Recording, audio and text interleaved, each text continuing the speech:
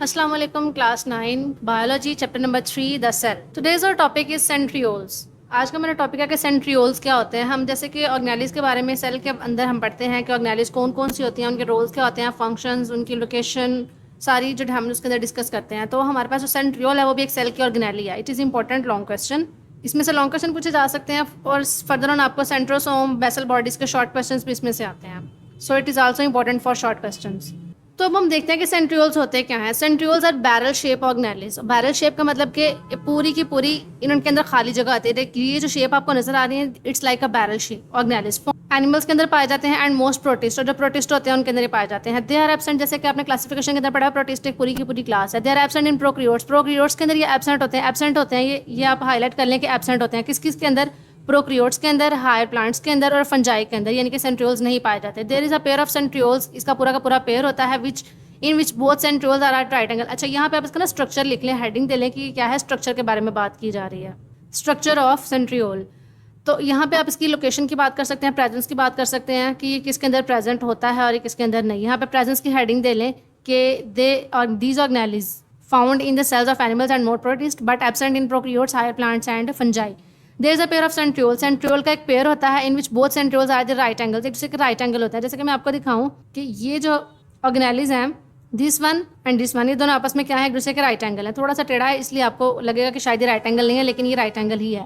ये दोनों क्या है, एक दूसरे के right angle. This one and this one, these are right angle to each other. तो जितनी भी ये भी सेंट्रियोल्स है, ये देखें ये वाला कलर, ये वाला आप ये देख रहे होंगे कि जितने भी राइट एंगल पे एक दूसरे के आ रहे हैं ना, ये देखें ये वाला राइट एंगल, ये सारे के सारे क्या है, ऑरेंज कलर में है। ये अगर आप शो करें इनको देख, तो ये बाकी पीछे उनके होती हैं जो ट्यूब्स है ना सारी, वो उनके पीछे अटैच हुई होती है, इनके उसकी बैकवर्ड है। तीन तीन का ट्रिपलेट्स होता है, एक ये दिस वन, दो, तीन, ये 3, ये 4, ये 5, 6, ये 7, ये 8 और ये 9।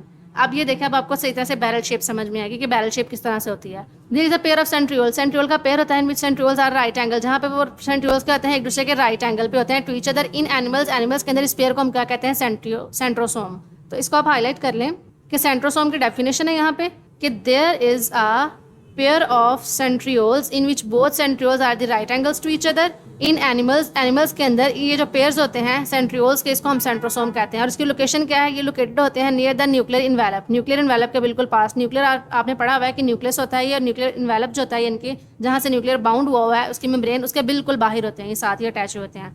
Each centriole is formed of 9 triplets of microtubules. इस बात का क्या मतलब हुआ, 9 triplets, it is a specific unique code word कि 9 ट्रिपलेट्स का मतलब क्या है।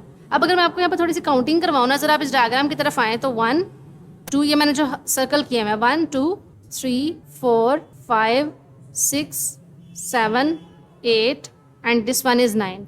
ये 9 है माइक्रोट्यूब्यूल्स। अब ये क्या है, आपस में जड़ से मैं कहती हूँ कि दो कपल्स है। फॉर एग्जाम्पल मेरे पास कपल ऑफ शूज़ है, ठीक है। कपल ऑफ शूज़ किस तरह से मैं कहूँगी कि मेरे पास एक जोड़ा दूसरा जोड़ा। अब जोड़ा तो इकट्ठा रहता है ना, 2 पाँव, फिर ये 2 दूसरा जूता, ये तीसरा जूता, ये चौथा जूता। इस तरह से फॉर एग्जाम्पल मैं कहती हूँ मेरे पास 4 सेट्स हैं शूज़ के, 1 2 3 एंड 4। तो ये अब एक जूता मैं एक पाँव में तो नहीं पहन सकती, दोनों पाँव में पहनना पड़ेगा ना। तो ये मेरे पास क्या है, पूरा का पूरा कपल है। This is a couple of shoes. तो इसी तरह से ये जो 9 ट्यूब्स है ना, ये आपस में ट्रिपलेट्स की फॉर्म में होते हैं, डबल की फॉर्म में, ट्रिपलेट्स की फॉर्म में होते हैं। तो 9 ट्रिपलेट्स का मतलब क्या है, इसके अंदर माइक्रोट्यूब्यूल्स हैं जो क्या है, 3 की एक ट्यूब्यूल बनी हुई है। जैसे कि ये देखें, अब इसकी 3D पिक्चर इस तरह से है, ये एक, ये देखें, ये एक, ये एक, फिर ये एक, फर्दर ऑन दिस वन। अब ये देखें ज़रा आप यहाँ पे, ये एक, ये एक, इसकी 3D पिक्चर है, दिस वन, ये एक हो गई, फिर ये एक हो गई, और ये मैं आपको हाईलाइट करके ज़रा 9 ट्रिपलेट्स जो ट्यूब्यूल्स है ना, वो मैं आपको हाईलाइट करके दिखा रही हूँ। अब ये बैरल शेप भी आपको समझ में आ गया, और अब काउंट करें 1 2 3 4 5 6 7 8 and 9। This means 9 triplets of microtubules.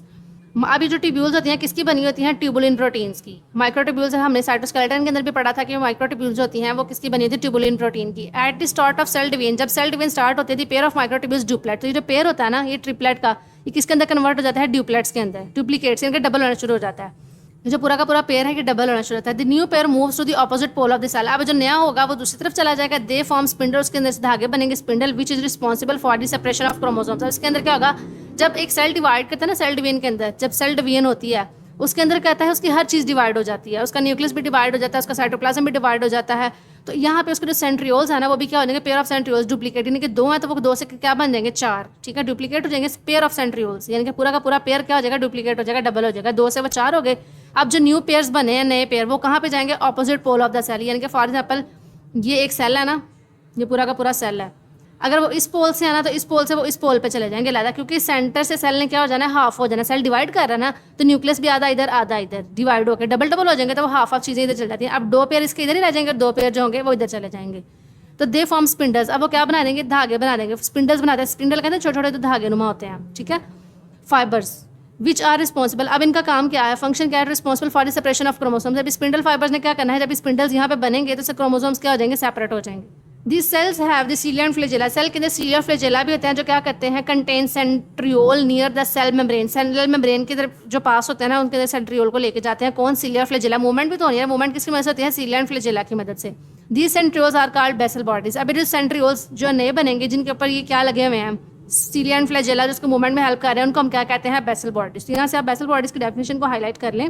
The cells which have cilia or flagella contain centriole near the cell membranes, जो centrioles होते हैं कहाँ पे, सेल मेम्ब्रेन के पास, जो वो वाले centrioles होते हैं ना हम बेसल बॉडीज बोलते हैं, क्यों, क्योंकि उनके ऊपर cilia and flagella लगे होते हैं। तो बेसल बॉडीज आर रिस्पॉन्सिबल। अब बेसल बॉडीज का फंक्शन क्या है, यहाँ पे आप ये लिख लें कि what is the function of basal bodies. Basal bodies क्या होती हैं, अगर पूछा जाए व्हाट इज बेसल बॉडीज, तो आपने यहाँ से डेफिनेशन लिखनी है बेसल बॉडीज की, एंड यहाँ से आपने इसकी जो है फंक्शन बता देना कि basal bodies are responsible for the formation of cilia and flagella। Basal bodies क्या करती हैं, बनाती हैं cilia और flagella को सेल के अंदर, ताकि वो सेल क्या कर सके, डिवाइड कर सके।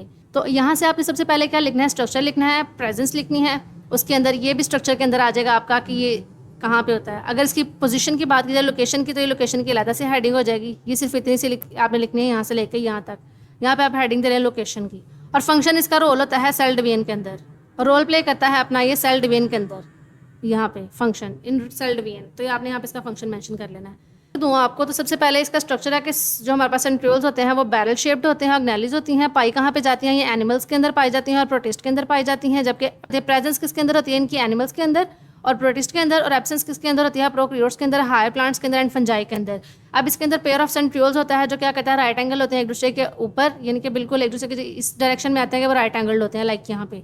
फिर अब ये जो पेयर होता है ये सेंट्रियोल्स का, इस पेयर को हम क्या कहते हैं, सेंट्रोसोम। और लोकेशन कहाँ पे होती है, न्यूक्लियस के बिल्कुल पास। अगर इसके स्ट्रक्चर की बात करें तो 9 ट्रिपलेट ट्यूब्यूल्स होती हैं, these are 9 triplets of tubules. अब ट्यूब्यूल्स किसकी बनी हुई है, ट्यूबुलिन प्रोटीन की।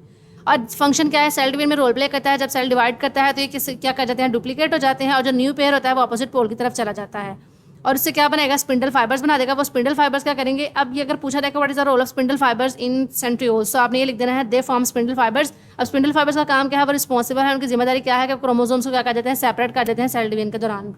और जब सेल डिवीजन के दौरान वो सेपरेट हो जाएंगे, जो सेल ने क्या करना है, सीलिया फ्लैजेला बनाने हैं, सेल के ऊपर लगे होते हैं जो मूवमेंट में हेल्प करते हैं, तो वो क्या करेंगे, उसको दूसरे पोल की तरफ ले जाएंगे सेल मेम्ब्रेन के पास। और इस किस्म के सेंट्रियोल्स को हम क्या कहते हैं, बेसल बॉडीज। और बेसल बॉडीज का काम क्या है, वो क्या कहते हैं, फॉर्मेशन ऑफ सीलिया फ्लैजेला बनाते हैं, ताकि सेल क्या कर सके, मूव कर सके। तो ये था हमारा आज का टॉपिक। होप सो आपको समझ आ गया होगा। अल्लाह हाफ़िज़।